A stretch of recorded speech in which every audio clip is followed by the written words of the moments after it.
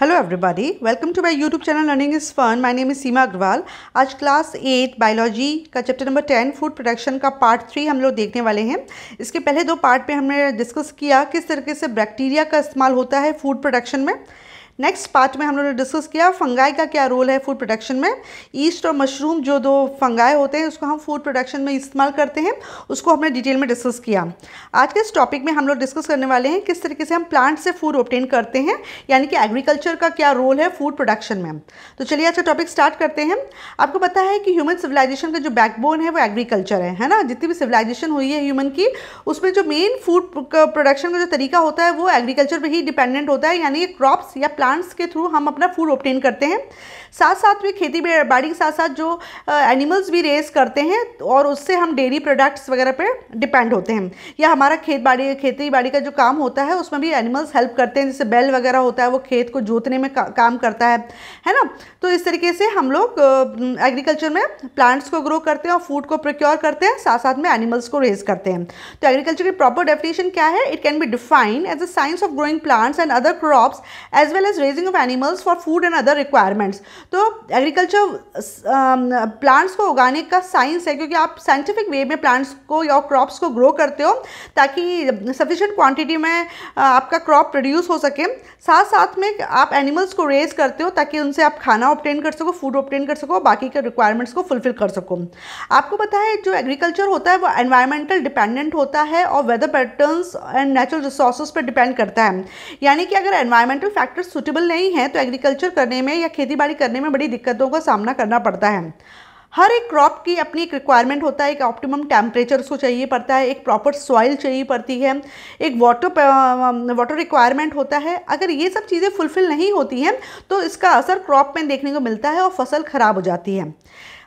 तो इसलिए हम कह सकते हैं कि जो प्लांट्स या क्रॉप प्रोडक्शन है वो डिपेंड करता है एनवायरमेंटल फैक्टर्स में, वेदर पैटर्न्स में और नेचुरल रिसोर्सेज में, making it susceptible to challenges like climate change, water scarcity and soil degradation. तो हमारी क्रॉप में बहुत बुरा असर पड़ता है अगर क्लाइमेट बदलता है, वाटर की कमी होती है, स्कैरसिटी मतलब पानी की कमी होना, पानी कमी होती है या सॉइल डिग्रेड होती है, यानी कि सॉइल की फर्टिलिटी या सॉइल की क्वालिटी ख़राब हो जाती है ना। अगर न्यूट्रिशन वैल्यू सॉइल की ख़राब होती है तो फिर हमको उसमें फर्टिलाइजर्स वगैरह ऐड करने पड़ते हैं उसकी फर्टिलिटी को इम्प्रूव करने के लिए, राइट। तो एग्रीकल्चर इन सब चीज़ों पर डिपेंड करता है, लेकिन जो फार्मर्स होते हैं वो जानते हैं और वो इस तरीके से सबको मेंटेन करते हुए क्रॉप प्रोडक्शन करते हैं। लास्ट वाले वीडियो में हमने एक क्विक चेक कर लिया है, लेकिन फिर भी अभी मैं इसको रिवाइज करवा देती हूँ क्विकली। फर्स्ट वाला है bacteria involve in the process of curd formation. तो आपको पता है लैक्टोबैसिलस बैक्टीरिया होता है जो कि दही बनाने में हेल्प करता है। Yeast which is commonly called baker's yeast, तो ये आप मुझे बताओ इसका नाम क्या है, कौन सा ईस्ट है। कल वाले वीडियो में हमने डिस्कस किया है जिसमें मैंने फंगाई अच्छे से डिस्कस किया है। A type of fungus eaten as food, कौन से फंगस को आप खाने की तरह खाते हो? तो मशरूम है इसका answer. And fourth is bacteria involve in making of vinegar, कौन सा बैक्टीरिया इन्वॉल्व होता है विनेगर बनाने के लिए? विनेगर यानी सिरका जो कि आप नूडल्स वगैरह में डालते हो या अचार वगैरह में डालते हैं, तो कौन सा बैक्टीरिया हम यूज़ करते हैं? तो इसका नाम है एसिटोबैक्टर एसिटाई। सेकंड वाला आपका होमवर्क है, वो मुझे आप करके बताओ, ठीक है। तो चलो उसको आगे देखते हैं। Now cultivated crops are the plants that are deliberately grown and cultivated on a large scale for various purposes including procurement of food, fiber, medicinal uses and ornamental purpose। cultivated crops क्या होते हैं? cultivated crops वो plants होते हैं जिनको हम deliberately यानी जानबूझकर बड़े एरिया में ग्रो करते हैं, कल्टिवेट करते हैं ताकि उससे हम खाना बना सकें, फूड प्रोक्योर कर सकें, फाइबर्स बना सकें जैसे कॉटन का फाइबर या जूट का फाइबर। मेडिसिनल यूजेस के लिए भी हम प्लांट्स बहुत लार्ज स्केल में लगाते हैं तो भी वो कल्टीवेटेड क्रॉप्स के अंदर आता है। जैसे कि हम तुलसी के प्लांट लगाए हैं खेतों में या एलोवेरा के लगाए हैं, है ना, जिससे भी मेडिसिन्स बनती हैं। अगर हम उस क्रॉप को बहुत ज़्यादा बड़े स्केल में कल्टीवेट कर रहे हैं, ग्रो कर रहे हैं, तो फिर वो कल्टीवेटेड क्रॉप्स में आएगी।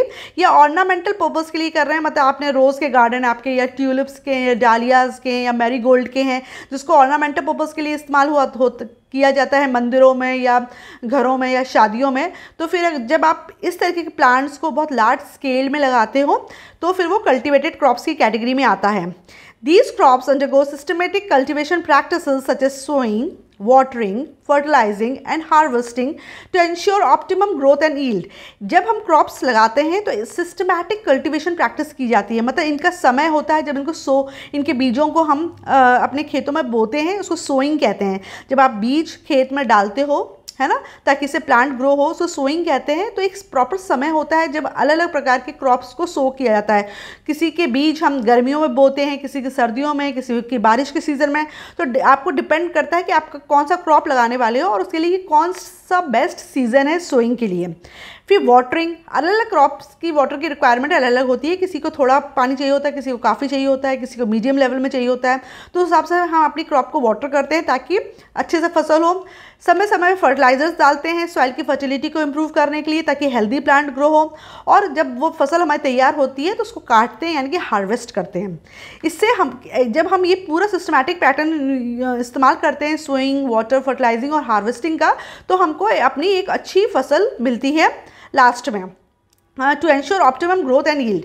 Serials constitute the largest category of crop plant. Crop plant में सबसे ज़्यादा जो चीज़ें आती हैं वो सीरियल्स होते हैं, ठीक है। जो सीरियल्स आप खाते हो, राइस, व्हीट, बार्ले, मेज, ये सारे के सारे सीरियल्स कहलाते हैं। सीरियल्स यानी अनाज, है ना। सबसे ज़्यादा जो क्रॉप प्लांट्स हम लोग ग्रो करते हैं वो सीरियल्स होते हैं। Cereal grains provide us with vital nutrients such as carbohydrates, proteins and fats. आपको पता है इन्हीं सीरियल से, ये जो गेहूँ, चावल, जौ, मक्का आप खाते हो, उसी से आपको कार्बोहाइड्रेट, प्रोटीन और फैट मिलता है। तो जो मेन क्रॉप्स अपने इंडिया में उगाई जाती है वो अभी हम टेबल नंबर 10.1 में डिस्कस करने वाले हैं। इसके पहले हम इन्फोबिट देखते हैं। The first crops to be cultivated in the world were wheat and barley, whereas jute was the first cultivated crop in India. पूरी दुनिया में सबसे पहले कल्टिवेट करने वाली जो क्रॉप थी वो व्हीट और बार्ली, मतलब दुनिया में सबसे पहले जो क्रॉप को उगाया गया लार्ज स्केल में वो था गेहूँ और बार्ले। इंडिया की अगर बात की जाए तो इंडिया में जो सबसे पहले क्रॉप को कल्टीवेट किया गया वो था जूट, है ना। जैसे जूट की रस्सी होती है, जूट की बोरियां बनती हैं, तो वही वाला जूट, राइट। नाउ टेबल देखते हैं। Major crops grown in India. सबसे ज़्यादा जो क्रॉप्स ग्रो की जाती है इंडिया में वो क्या है? Cereal crops. तो सीरियल क्रॉप्स के एग्जांपल क्या है? राइस, व्हीट, बार्ले और मेज, है ना। चावल, गेहूँ और बार्ले एंड मेज, मक्का, ज्वार और मक्का। पल्सेस यानी दालें हो गई, है ना। लेंटिल्स, हर प्रकार की दाल हुई, चने की दाल, अरहर की दाल या तुअर की दाल जिसको आप कहते हो, उड़द की दाल, है ना। बीन्स हो गए यानी कि सोयाबीन हो गया, राजमा हो गया। ग्राम्स यानी चने हो गए, चिकपी यानी मटर हो गई। तो ये पल्सेस हो गई। ऑयल सीड्स क्या होते हैं? ऑयल सीड्स वो सीड्स होते हैं जिनको पीस के तेल निकाला जाता है, जैसे सरसों के बीज, जिसको मस्टर्ड कहते हैं, तो सरसों का तेल बनता है। ग्राउंडनट यानी मूंगफली, तो मूंगफली को जब हम पीसते हैं तो उसमें तेल निकलता है, तो ग्राउंडनट ऑयल बनता है या मूंगफली का तेल बनता है। ऐसे सनफ्लावर के बीजों को पीसते हैं तो सनफ्लावर ऑयल बनता है, जिससे खाना पकाते हैं। नेक्स्ट प्रकार की जो क्रॉप होती है वो वेजिटेबल क्रॉप होती है, यानी कि सब्जियां हमारी। इसमें onion, potato, carrot, turnip, radish and spinach और बहुत सारी। फिर फ्रूट क्रॉप्स क्या होती हैं? जो फलों की जो फसल होती है, जैसे कि आपके mango, orange, grapes, guava, papaya, pineapple. फिर प्लांटेशन क्रॉप्स होती है। प्लांटेशन क्रॉप्स वो होती हैं जो कि आप पर्सनल यूज़ में उतना नहीं लेते हो, लेकिन कमर्शियल यूज़ में इस्तेमाल करते हो। जैसे शुगर केन, है ना। खेतों में सिर्फ गन्ने के पेड़ लगे, अब इतना सारा गन्ना आप खुद तो खाओगे नहीं, लेकिन इस गन्ने के रस का क्या करोगे? आप शुगर बनाओगे, और फिर शुगर का तो बहुत सारा इस्तेमाल होता है। उसी तरीके से आपके कॉफ़ी के बागान होते हैं, कॉफ़ी प्लांटेशन होता है, टी प्लांटेशन होता है, बहुत बड़े स्केल में कॉफ़ी, टी के पेड़ लगाए जाते हैं। रबर और कोकोनट भी प्लांटेशन क्रॉप्स के अंदर आता है। फाइबर क्रॉप्स क्या होती हैं? फाइबर क्रॉप्स वो क्रॉप्स होती हैं जिससे आप फाइबर्स ऑब्टेन करते हो, जैसे जूट से रेशे मिलते हैं हमको, फिर से बोरियां वगैरह बनती हैं, है ना। गनी बैग्स जिसको कहते हैं, या आपकी रस्सियां बनती हैं। बैम्बू है, बांस, ये भी फाइबर क्रॉप्स में आता है। और कॉटन तो आप जानते हो, रुई, जिसे अपना फाइबर बनता है, कपड़ा बनता है। तो जो क्रॉप्स होते हैं उसके 7 कैटेगरीज हैं: cereal crops, pulses, oil seeds, vegetable crops, fruit crops, plantation crops and fibre crops. ठीक है, तो इनके एग्जाम्पल्स याद रखना, तो एमसीक्यूज में पूछ सकते हैं। Now types of crops based on their characteristics and uses. उनके कैरेक्टरिस्टिक्स और यूजेस को ध्यान में रखते हुए क्रॉप्स को हमने 2 कैटेगरी में डिवाइड कर दिया है। फूड क्रॉप और क्या हो गया आपका? फूड क्रॉप हो गया, और दूसरा क्या हो गया आपका? कैश क्रॉप हो गया। फूड क्रॉप क्या है? Food crop, these crops are primarily grown for human consumption, include staples like rice, wheat, maize, corn, potatoes, cassava, barley and millets. जो फूड क्रॉप्स होते हैं वो ह्यूमन कंजम्पशन के लिए होते हैं, खाने के लिए जो हम फसल उगाते हैं वो फूड क्रॉप हुआ। राइस खाते हैं, व्हीट खाते हैं, मेज़ यानी मक्का भी हम लोग खाते हैं, आलू खाते हैं, कसावा, बार्ले, मिलेट्स। तो ये सारी क्रॉप्स जिसको हम खाने में जिसका इस्तेमाल करते हैं उसको फूड क्रॉप कहते हैं। इससे हमको एसेंशियल न्यूट्रिएंट्स मिलते हैं और ये हमारी ह्यूमन डाइट का बहुत इंपॉर्टेंट हिस्सा है ऑल ओवर द वर्ल्ड। फिर दूसरा होता है कैश क्रॉप। कैश क्रॉप्स वो होती हैं जो हम जिसको खाते तो नहीं है ज़्यादा, लेकिन इनका कमर्शियल पर्पस ज़्यादा होता है, यानी इनको बेचकर पैसा कमाया जाता है ना, primarily for sale rather than personal consumption. तो ये वाले जो क्रॉप्स जो लोग आते हैं उनका पर्सनल यूज़ इसका ज़्यादा नहीं होता, पर्सनल कंजम्पशन ज़्यादा नहीं होता है, लेकिन इसको बेच के वो पैसा कमाते हैं और फिर पैसे से अपनी बाकी ज़रूरतों को पूरा करते हैं। तो कैश क्रॉप में कौन कौन सी चीज़ें आई? कॉफ़ी, है ना, क्योंकि आप इतनी सारी कॉफ़ी थोड़ा ना अपना कंज्यूम कर पाओगे।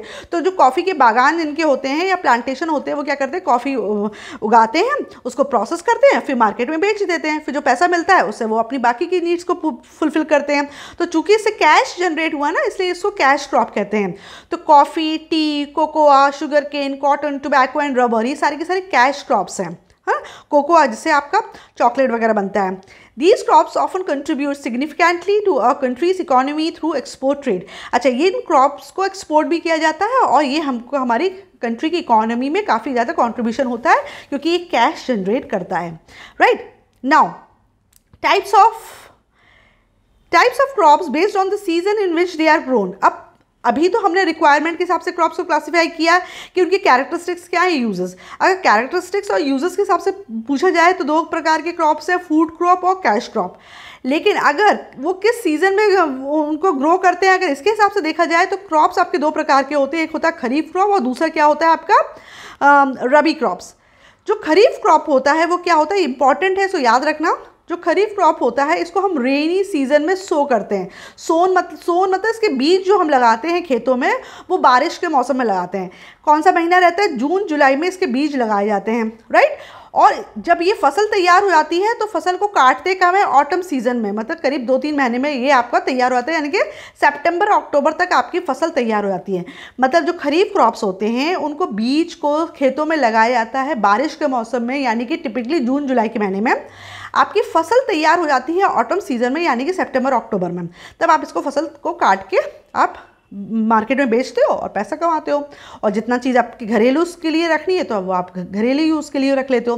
These crops are well suited to the monsoon climate in India. तो जो खरीफ क्रॉप्स होते हैं चूँकि बारिश के सीज़न में लगाए जाते हैं, इसलिए हमारे इंडिया की मानसून क्लाइमेट के लिए काफ़ी सूटेबल होते हैं। उनको हमारा इंडिया का मानसून क्लाइमेट सूट करता है इन तरीके से क्रॉप्स के लिए। Kharif crops in India are dependent on rainfall for irrigation and includes, जो खरीफ क्रॉप्स होते हैं इंडिया में उसका जो इरिगेशन होता है, मतलब उसकी जो पानी की रिक्वायरमेंट होती है वो रेनफॉल के द्वारा फुलफिल कर दी जाती है। यानी कि अच्छी बारिश होती है तो उनको अच्छा सा पानी मिलता है, अच्छे से इरिगेशन होता है और ये फसल खूब अच्छे से तैयार हो जाती है। कौन कौन से खरीफ के क्रॉप्स हैं, एग्जाम्पल याद रखना, ये पूछा जाएगा।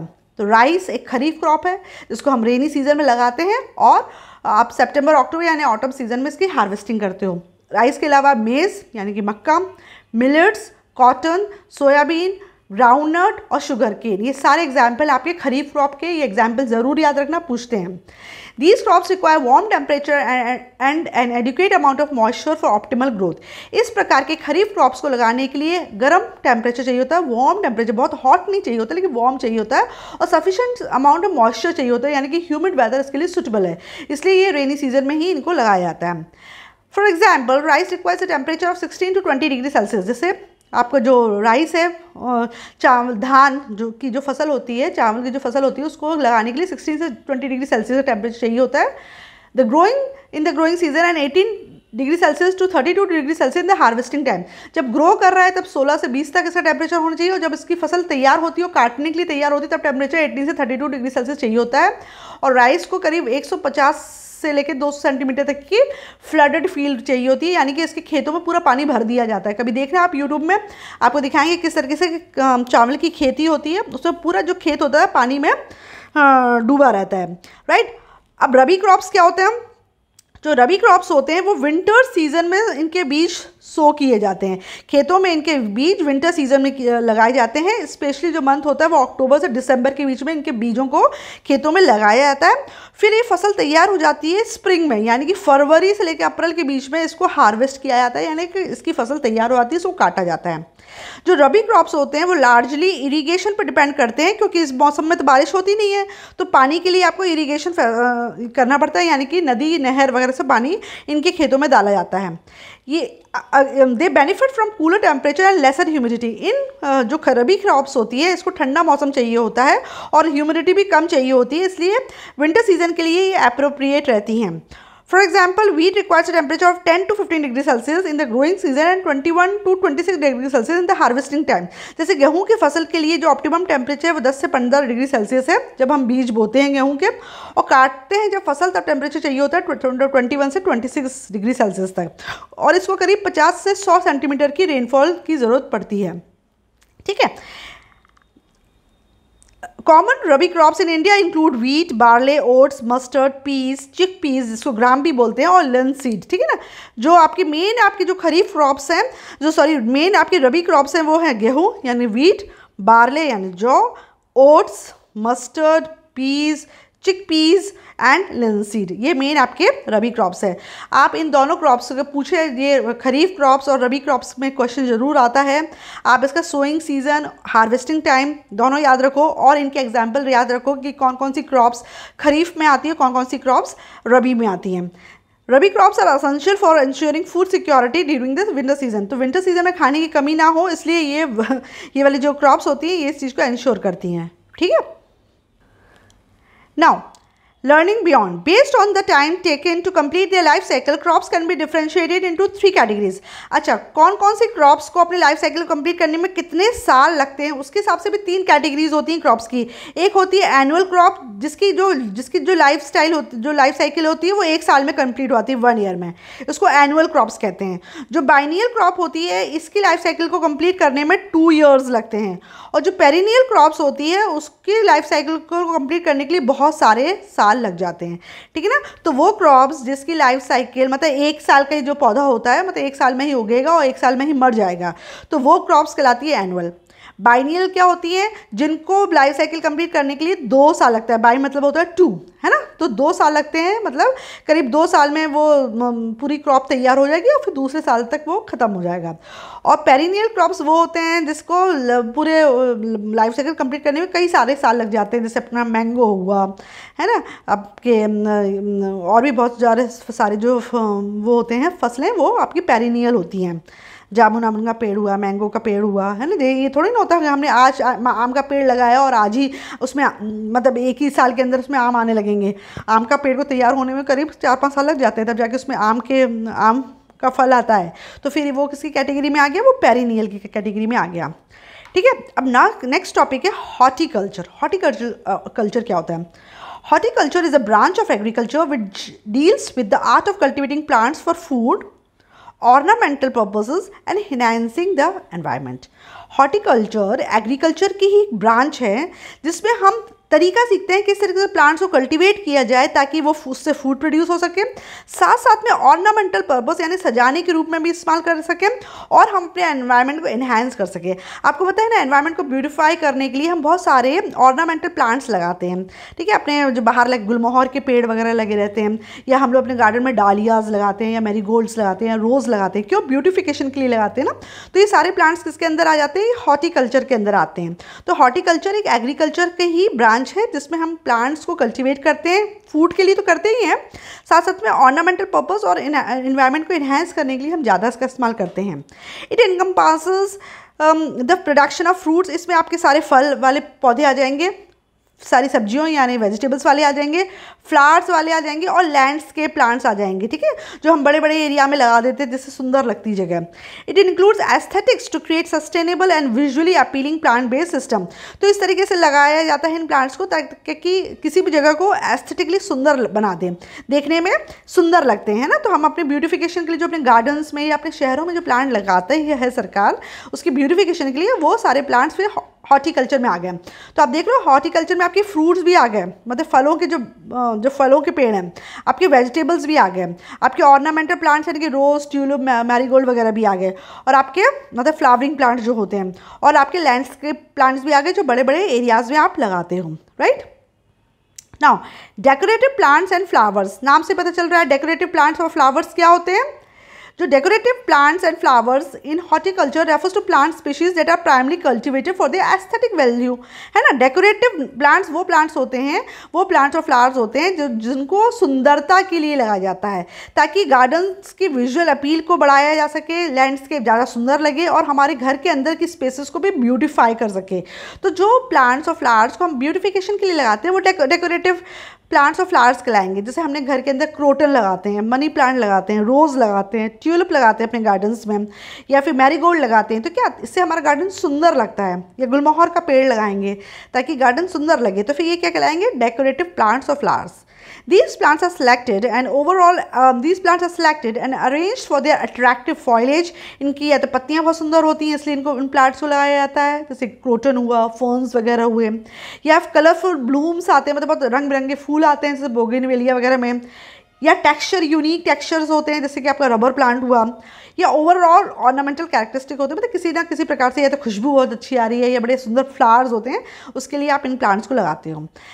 जो इसके एग्जाम्पल्स हैं वो rose, tulip, daffodils, orchids, petunias, marigolds, ferns, palms and various ornamental grasses, ये सब डेकोरेटिव प्लांट्स और फ्लावर्स के अंदर आ जाएंगे।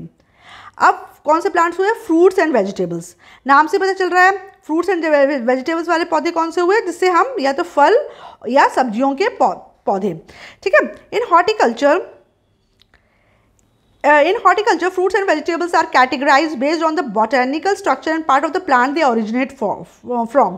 हॉर्टिकल्चर में फ्रूट्स और वेजिटेबल्स को इस तरह से कैटेगराइज किया गया है कि वो कौन सा हिस्सा उसका उपयोगी है। जैसे सब्जियां हैं तो सब्जियों में किसी के आप रूट्स खाते हो, किसी के आप स्टेम खाते हो, किसी की पत्तियां खाते हो, है ना। इसी तरह से फ्रूट्स क्या होती हैं, fruits are the mature ovaries of the flowering plants. जो फ्लावरिंग प्लांट्स होते हैं उसकी ओवरीज कन्वर्ट हो जाती हैं आपके फ्रूट्स में। याद रखना, ये इसका एक MCQ बन जाएगा कि fruits are develop from the mature ovaries of the flowering plants. They are often sweet and savoury and have a fleshy or pulpy structure. अधिक जो फल होते हैं वो खाने में खट्टे मीठे होते हैं और इनका जो गूदा होता है वो फ्लैशी होता है या पल्पी होता है। एग्जाम्पल कौन से हो गए फ्रूट्स के, एप्पल, ऑरेंजेस, बनानास, और आपको खुद ही पता है टोमेटो भी फ्रूट है, वेजिटेबल नहीं है। ग्रेप्स, बेरीज और मेलन्स, ठीक है, यानी कि तरबूज, खरबूज वगैरह। बेरीज यानी बेर वगैरह। Vegetables on the other hand are various plant parts that are consumed as food। तो फ्रूट तो आपका फ्लावर से डेवलप होता है, राइट। फ्लावर की जो ओवरी होती है वो फ्रूट में कन्वर्ट हो जाती है, लेकिन वेजिटेबल्स के अलग अलग हिस्से खाए जाते हैं। जैसे कुछ सब्जियां होती हैं जिसके हम पत्ती खाते हैं, जैसे आपका पालक हो गया, मेथी हो गया, लेटस हो गया, है ना। कुछ प्लांट ऐसे होते हैं जिसके हम स्टेम खाते हैं, जैसे आपका सेलरी हो गया, स्पार्गल्स वगैरह हो गया। कुछ प्लांट होते हैं जिसके हम जड़ों को खाते हैं, यानी कि रूट्स को खाते हैं, जैसे कैरेट्स हो गए, पोटैटोज हो गए। कुछ के बल्ब्स को खाते हैं, जैसे अनियन, गार्लिक। और कुछ के हम फ्लावर की कलियों को खाते हैं, फ्लावर बर्ड्स को खाते हैं, जैसे कॉलीफ्लावर, ब्रोकली। तो जो वेजिटेबल्स होती हैं वो स्वाद में सावरी या माइल्ड फ्लेवर की होती हैं, ठीक है। हर सब्जी का अपना स्वाद होता है, तो उस हिसाब से तो अलग प्रकार के। तो अभी हमने एग्रीकल्चर क्रॉप्स के बारे में पढ़ लिया, फिर हमने हॉर्टिकल्चर के बारे में पढ़ लिया और फ्रूट्स एंड वेजिटेबल्स के बारे में। अब प्लांट्स एंड ऑर्चर्ड क्या है। Plantation and orchard. Plantation refers to an agriculture area where a single type of crop, usually trees, is extensively cultivated for commercial purpose। Plantation में हम एक बड़ा सा एग्रीकल्चर एरिया को लेते हैं और उसमें एक ही प्रकार की क्रॉप को लगाते हैं, है, या एक ही प्रकार के ट्रीज़ को लगाते हैं जो कि कमर्शियल पर्पस के लिए उगाई जाती है। काफ़ी बड़े एकड़ की जगह ली जाती है, उसमें एक ही लगाया जाता है। जैसे आपका चाय का बागान होता है, कभी अगर आप ऊटी वगैरह गए होंगे तो टी प्लांटेशन देखो, या दार्जिलिंग वगैरह गए हो तो वहाँ देखना टी प्लांटेशन में बहुत बड़े एरिया में सिर्फ चाय के पेड़ लगे, इसको चाय के बागान कहते हैं। Plantation are characterized by large scale cultivation and typically involve crops such as tea, coffee, rubber, palm oil और टिम्बर। जो प्लांटेशन होता है उसमें बड़े तादाद में एक ही फसल लगाई जाती है। चाय के बागान होते हैं, चाय के प्लांटेशन होते हैं, कॉफ़ी के होते हैं, रबर और पाम ऑयल के और टिम्बर के होते हैं। यानी टिम्बर क्या होता है, वो लकड़ी जिससे फर्नीचर बनता है ना, तो बड़े बड़े एरिया में टिम्बर ही टिम्बर लगा दिया जाता है। फिर इसको जो प्लाईवुड वाली जो कंपनीज वगैरह है ना, इन लकड़ियों का इस्तेमाल करके प्लाई बनाती हैं या फिर फर्नीचर में इस्तेमाल होता है। On the other hand, the orchard is an area of land specifically dedicated to the cultivation of food bearing trees. तो प्लांटेशन की डेफिनेशन तो ये थी। और ऑर्चर्ड क्या होता है, ऑर्चर्ड जब बहुत बड़े एरिया में तो फलों वाले पेड़ लगाते हो, सिर्फ फलों वाले पेड़ या श्रब्स लगाते हो तो वो ऑर्चर्ड कहलाता है। या यानी कि जैसे आम के खेत हैं या जामुन का, पूरे में जामुन ही जामुन लगे, एप्पल ही एप्पल लगे या अनार ही अनार लगे, तो फिर वो ऑर्चर्ड कहलाएगा, फलों का जो बागान होता है। Orchards are designed to produce fruits such as apples, oranges, peaches, cherries and other commercially valuable fruit crop. तो एप्पल के ऑर्चर्ड्स होते हैं, संतरे के होते हैं, पीचेस के होते हैं, चेरीज़ के होते हैं, और भी बहुत सारे फ्रूट क्रॉप्स होते हैं जिसको बड़े बड़े एरिया में जिसके हम खेत बनाते हैं, ऑर्चर्ड्स तैयार करते हैं। तो डिफरेंस आपको समझ में आ गया प्लांटेशन में और ऑर्चर्ड्स में, ठीक है। नाउ इन्होंने एक एक्टिविटी दी है कि विजिट अ गार्डन और park near your locality and observe various decorative plants and flowers, list their names along with their characteristics, note down there unique feature. एक एक्टिविटी है, अपने आसपास की लोकेलिटी के किसी गार्डन या पार्क में जाओ, देखो कौन कौन से डेकोरेटिव प्लांट्स और फ्लावर्स लगे हैं, उनके नाम पता करो, उनकी कैरेक्टरिस्टिक्स पता करो और क्या उनमें यूनिक फीचर है, क्या खासियत है, उसको पता करो। तो ये अच्छी सी एक्टिविटी आप लोग कर सकते हो फन में, ठीक है ना। अब एक नेक्स्ट कॉन्सेप्ट आया ऑर्गेनिक फार्मिंग। आजकल बहुत ये नाम सुनने मिलता है कि ऑर्गेनिक फ्रूट्स खाने चाहिए, ऑर्गेनिक वेजिटेबल्स खाने चाहिए। तो आखिर ऑर्गेनिक फार्मिंग होती क्या है उसके बारे में हम देखते हैं, है ना, कि ऑर्गेनिक फार्मिंग क्या है। Organic farming is an agriculture approach that lays emphasis on the use of natural materials and practices to cultivate crops and raise livestock. Natural तरीके से जब हम अपने प्लांट्स को रेज करते हैं, क्रॉप्स को ग्रो करते हैं और अपने लाइफ स्टॉक यानी कि अपने जो गाय बकरी भैंस वगैरह उसको पालते हैं, तो उसको क्या कहते हैं, ऑर्गेनिक फार्मिंग। मतलब आपने आर्टिफिशियल या साइंटिफिक मेथड का इस्तेमाल नहीं किया है, आपने हर चीज़ क्या करी है कि नेचुरल यूज़ करी है। It avoids the use of synthetic chemicals, irradiation and other products harmful for the environment in short और लॉन्ग पीरियड। ऐसी कोई भी चीज़ जैसे सिंथेटिक केमिकल्स या फर्टिलाइजर्स हुए या जो कि शॉर्ट टर्म में या लॉन्ग टर्म में हमारे एनवायरनमेंट को नुकसान पहुंचा सकते हैं, ऐसी कोई भी चीज़ का आप इस्तेमाल नहीं कर रहे। कोई भी सिंथेटिक, जैसे हम फर्टिलाइजर के रूप में जैसे यूरिया वगैरह लेते हैं, अगर आपने यूरिया की जगह गोबर वगैरह की खाद ली तो फिर वो ऑर्गेनिक फार्मिंग के अंदर आ गया है। मतलब आपने यूरिया मतलब केमिकल का इस्तेमाल नहीं किया फर्टिलाइजर के रूप में, आपने एक ऑर्गेनिक फर्टिलाइजर का ही इस्तेमाल किया है। Instead organic farming promotes methods such as crop rotation, composting, biological pest control and the use of organic fertilizer to maintain soil fertility, biodiversity and ecological balance। तो याद रखो ऑर्गेनिक फार्मिंग में आप क्या करते हो, क्या प्रमोट करते हो, क्रॉप रोटेशन। मतलब बदल बदल के आप क्रॉप लगाते हो, एक साल गेहूं लगा रहे हो तो अगले साल दाल लगाओगे ताकि आपकी सॉइल की फर्टिलिटी मेंटेन रहे। आप कंपोस्टिंग करते हो, मतलब अपने यहाँ के जो एग्रीकल्चर वेस्ट होता है उससे आप खाद बनाते हो और यही खाद को आप अपने खेतों में डालते हो, अलग से आप कोई केमिकल फर्टिलाइजर का इस्तेमाल नहीं करते हो। बायोलॉजिकल पेस्ट कंट्रोल करते हो, जो भी कीड़े वीड़े लगते हैं उनसे बचने के लिए आप बायोलॉजिकल पेस्ट कंट्रोल मेथड लेते हो। मतलब यानी कि नीम का पानी का छिड़काव करा दिया या ऐसी चीज़ करी जो कि नेचुरल बनी है, या आपने ऑर्गेनिक फर्टिलाइजर्स लिए जैसे गोबर की खाद डाली ताकि सॉइल की फर्टिलिटी इंप्रूव हो जाए। बायोडाइवर्सिटी यानी कि अलग अलग प्रकार के प्लांट्स लगाए ताकि अलग अलग चीज़ें आपके खेतों में पैदा हो सके और इकोलॉजिकल बैलेंस मेंटेन रहे। तो ये सारी चीज़ें ऑर्गेनिक फार्मिंग में आ जाती हैं। मतलब ऑर्गेनिक फार्मिंग तरीके से कह लो अपोजिट है साइंटिफिक फार्मिंग का। ऑर्गेनिक फार्मिंग जैसे हम लोग पहले देसी तरीके से अपनी जो खेती बाड़ी करते थे ना, तो उसमें क्या होता था, केमिकल का इस्तेमाल नहीं होता था, जिसकी वजह से क्या होता था, जो भी हमारी फ्रूट और वेजिटेबल बनती थी ना उसकी न्यूट्रिटिव वैल्यू ज़्यादा हाई रहती थी और जो केमिकल्स वगैरह होते थे वो कम रहते थे। भले ही ऑर्गेनिक जो प्रोडक्ट्स होते हैं वो देखने में उतने सुंदर नहीं दिखते हैं, लेकिन वो खाने में ज़्यादा न्यूट्रिशियस होते हैं। और चूँकि आजकल बहुत ज़्यादा कैंसर वगैरह फैल रहा है तो काफ़ी लोग कोशिश करते हैं कि वो ऑर्गेनिक फूड प्रोडक्ट्स का ही इस्तेमाल करें जिसमें केमिकल्स का ना के बराबर इस्तेमाल हुआ हो। The goal of organic farming is to produce food that is environmentally sustainable, promotes animal welfare and provides consumer with organic products free from synthetic pesticides and additives। तो ऑर्गेनिक फार्मिंग का गोल ही ये है कि इस प्रकार के क्रॉप्स को produce किया जाए, इस प्रकार के फूड को प्रोड्यूस किया जाए जो एनवायरनमेंट में सस्टेनेबल हो, मतलब लॉन्ग टर्म तक चल सके, जिसका कोई शॉर्ट टर्म या लॉन्ग टर्म इल इफेक्ट नहीं हो, एनिमल वेलफेयर को प्रमोट कर रहा हो, मतलब हमारे जो जानवर हैं उनको नुकसान नहीं पहुंचाए, और कंज्यूमर्स को सिंथेटिक पेस्टिसाइड्स और एडिटिव से फ्री फूड प्रोडक्ट्स मिल सके। तो क्या की फीचर्स हैं, क्या इंपॉर्टेंट फीचर्स हैं ऑर्गेनिक प्रोडक्ट्स के? Farmers use organic manures that are produced from organic waste crop waste of crops, animals and farm waste, aquatic waste and other biological materials. जो farmers होते हैं वो अपने खेतों में ऑर्गेनिक मैन्योर्स यानी ऑर्गेनिक खाद का इस्तेमाल करते हैं, या तो फसलों का जो वेस्ट निकलता है उसको खाद के रूप में डालते हैं, या फिर एनिमल और फार्म वेस्ट जो निकलता है उसको डालते हैं, मतलब गोबर वगैरह का, या एक्वेटिक वेस्ट यानी मछली का जो वो निकलता है ना कचरा, वो भी बहुत पौष्टिक होता है खेतों के लिए, तो उसका पानी वगैरह डाल दिया, या अदर बायोलॉजिकल मटीरियल्स डाल दिया, मतलब कोई भी आप सिंथेटिक चीज़ नहीं यूज़ कर रहे हो। नेक्स्ट, ऑर्गेनिक फार्मिंग का फीचर्स क्या है? For improving soil fertility and crop production, farmers rely upon crop rotation. Soil की fertility maintain रहे और अच्छे से crop production हो, इसके लिए वो crop को rotation में लगाते हैं। मतलब एक साल अगर उन्होंने गेहूं की फसल लगाई तो दूसरे साल वो दालों की लगाते हैं, ताकि अपने आप से नाइट्रोजन कंटेंट मेंटेन रहे और सॉइल फर्टिलाइज रहे। और मिक्स्ड क्रॉपिंग सिस्टम का इस्तेमाल करते हैं, मतलब अलग अलग सीजन में अलग अलग प्रकार की फसल लगाते हैं ताकि उस एरिया का प्रॉपर यूटिलाइजेशन हो सके और सॉइल की फर्टिलिटी को भी मेंटेन किया जा सके।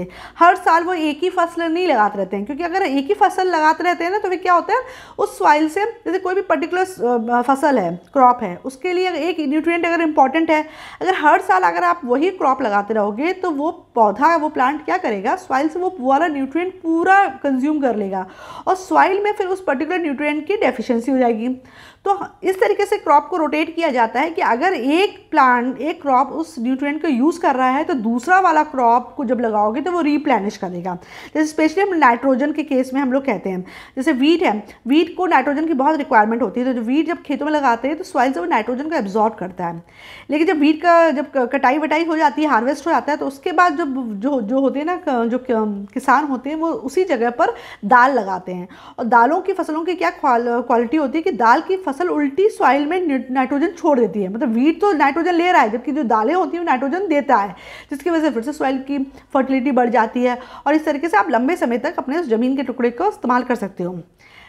Control measures are carried out through flame weeding. जो वीड्स वगैरह, मतलब ये खरपतवार उगाती है, मतलब जो ऐसे पेड़ उगाते हैं जिसकी ज़रूरत नहीं है, जंगली पेड़ पौधे जो उगाते हैं उसको हटाने का, या तो वहाँ पे आग लगा देते हैं तो फ्लेम वीडिंग होती है, जिसे कहते हैं ना पराली जला रहे हैं, पराली जलाने, बड़ा आप न्यूज़ में सुनते हो कि पराली जला दी। पराली मतलब होते हैं जो खेतों में जो बचे कुचे जो पेड़ के, जो जैसे आपने गन्ना काटा तो गन्ने के नीचे के डंठल जो रह जाएंगे उसको वीड हो गए, या जो जंगली पेड़ पौधे बीच बीच में उगाते हैं वो वीड हुए, तो उनको ख़त्म करने के लिए या तो एक मैकेनिकल तरीका है कि आप हाथ से उखाड़ के एक तरफ रखो। लेकिन जब खेत बहुत बड़ा होता है तो आप कितनी देर तक हाथ से उखाड़ते रहोगे, तो क्या करते हैं, इसको सुखा देते हैं और फिर इसमें आग लगा देते हैं, तो फिर आग अपने आप से जल के वीड्स ख़त्म हो जाती हैं, है ना। या फिर क्रॉप रोटेशन करके भी वो अपना वो वीडिंग को रिमूव कर देते हैं। एडवांटेजेस क्या हैं तुम्हारे क्रॉप रोटेशन के, एडवांटेजेस क्या है ऑर्गेनिक फार्मिंग के? Organic farming reduces production cost as farmers do not need to buy expensive chemicals and fertilizers.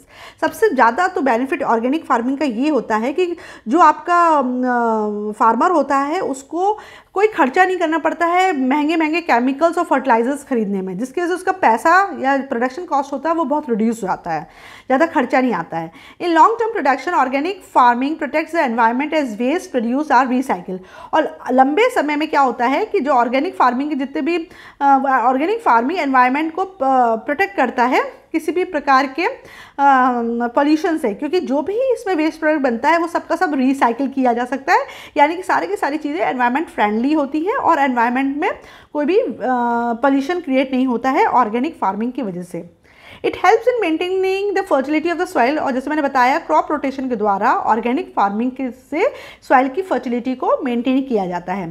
As there is a few chemical residue in the food it ensures better health of the consumer. चूँकि तुमने chemicals का इस्तेमाल ही नहीं किया है organic farming में, तो क्या होगा, आपका जो खाना होगा, जो भी क्रॉप तैयार होगी ऐसे खेतों में, वो फ्री फ्रॉम केमिकल्स होगी और वो कंज्यूमर्स की हेल्थ के लिए अच्छा होगा, है ना। तो जो प्रॉब्लम आ रही है आजकल जो कैंसर वैंसर की, वो काफ़ी हद तक उससे हमको छुटकारा मिल जाता है। The pollution of ground water is also reduce because the low amount of chemicals are used. और जो पानी में जो केमिकल्स से चले जाते थे, बारिश हुई है ना, तो ये हमने केमिकल की पता चला खाद डाली, बारिश में ये केमिकल की जो खाद हमने फर्टिलाइजर्स डाले हैं वो बारिश के पानी में डिजॉल्व होकर आगे चल के नदी तालाब में मिल जाते थे, लेकिन अब ऐसा नहीं होगा, या मट्टी में एब्जॉर्ब हो जाते थे, ग्राउंड वाटर में मिल जाते थे। लेकिन जब ऑर्गेनिक फार्मिंग करते हो तो आप केमिकल का इस्तेमाल ही नहीं करते हो, तो आपके केमिकल्स आपके ग्राउंड वाटर में भी मिक्स नहीं होते हैं, जिसकी वजह से आपका पानी भी पॉल्यूटेड होने से बच जाता है, राइट। एक और इन्होंने एक्स्ट्रा इन्फॉर्मेशन दी है हाइब्रिडाइजेशन इन प्लांट्स के बारे में। Hybridization is a process hybridization in plant is the process of cross breeding two different plants having desirable characteristics to give a high yielding variety of superior quality. Hybridization में क्या होता है, हम दो पौधे अलग अलग किस्म के दो पौधों की क्रॉस ब्रीडिंग कराते हैं। सपोज करो इस वाले पौधे की कुछ खासियत है और इस वाले पौधे की कुछ और खासियत है, तो इन दोनों को आपस में ब्रीड करा देते हैं ताकि आपका एक हेल्दी वाला प्लांट ग्रो हो सके। जैसे आपने रोज़ वगैरह में देखा होगा, आपका एक रेड रोज़ है और एक वाइट रोज़ है, इसकी क्रॉस ब्रीडिंग जब हम कराते हैं तो हमको पिंक कलर के रोजेस मिलते हैं। यानी कि आपने जो किया वो क्या हो गया, वो हाइब्रिडाइजेशन कहलाया, यानी पिंक कलर का जो रोज प्लांट बना वो हाइब्रिड वेराइटी कहलाएगी। This process is also called plant breeding. Hybridization को हम प्लांट ब्रीडिंग भी कहते हैं और इसका एक मेन उद्देश्य क्या होता है, to produce crop plants which are resistant to diseases and drought and at the same time are able to give higher yields. Hybridization का एक ये मोटिव रहता है कि ताकि आप ऐसे क्रॉप प्लांट्स को उगा सकें जो जिसमें जल्दी से डिजीजेस नहीं लगती हैं, जो हेल्दी वैरायटी होती है, साथ में जल्दी सूखे नहीं यानी ड्रॉट रेजिस्टेंस होती है, मतलब अगर पानी थोड़ा बहुत कम भी हो गया तो भी जल्दी से ये फसल मरे नहीं और ज़्यादा से ज़्यादा इसकी पैदावार हो, हायर यील्ड्स प्रोड्यूस कर सकें। ठीक है, तो आज के वीडियो में मैं यहीं पे पढ़ाऊंगी, आगे चल के मैं नेक्स्ट वीडियो में ग्रीन रेवोल्यूशन को कवर करूंगी और आगे हम लोग फिर एनिमल हस्बेंड्री को भी देखेंगे। राइट, तो आई होप यहाँ तक आपको समझ में आ गया होगा। कुछ डाउट है तो आप प्लीज़ कमेंट सेक्शन में पूछ सकते हैं। Thank you.